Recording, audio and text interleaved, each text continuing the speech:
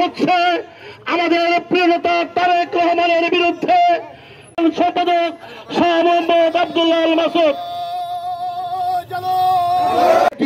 Video আছে তাকে ধরার প্রতিবাদে একই সাথে সেই সন্ত্রাসীদের গ্রেপ্তার, মিরপুরের সেই হত্যাকাণ্ডে যারা জড়িত, ওই যশোরে যুবদল নেতাকে হত্যা করে কুপিয়ে তার পায়ের নখ কেটে দেওয়া হয়েছে।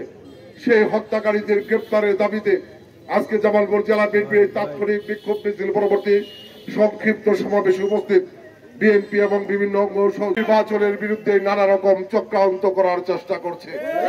আমরা পরিষ্কার ভাষায় বলতে চাই, 17 বছর সংগ্রাম করেছি জনগণের ভোটের অধিকার প্রতিষ্ঠা করার জন্য। এই সংগ্রাম করতে গিয়ে ইলিয়াস আলী চৌধুরী এলাম সহ 4,500 বিএনপির নেতাকর্মী হত্যা খুনের শিকার হয়েছে। এই সংগ্রাম করার কারণে বেগম খালেদা জিয়া বৃদ্ধ বয়সে 2.5 বছরের অধিক সময় জেল কেটেছেন, মৃত্যুর সাথে পাঞ্জা লড়েছেন, স্বৈরাচারের কাছে মাথা নত করে নাই। তারেক রহমানকে অন্যায়ভাবে সাজা দেওয়ার পরেও তারেক রহমান শুধু লন্ডন বসে দিন রাত পরিশ্রম করে এই জাতিকে স্বৈরাচার পতনের আন্দোলনে ঐক্যবদ্ধ করেছেন, নেতৃত্ব দিয়েছেন।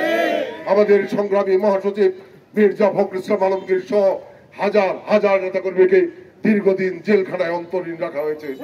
বিএনপির 38 লক্ষ নেতাকর্মী মিথ্যে গায়েবী মামলার সম্মানিত সভাপতি উপস্থিত বেগম খালেদা জিয়া এবং জনাব তারেক রহমানের নেতৃত্বে দীর্ঘ 17 বছর স্বৈরাচারিণী শেখ হাসিনা বিরুদ্ধে আন্দোলন সংগ্রাম করেছে।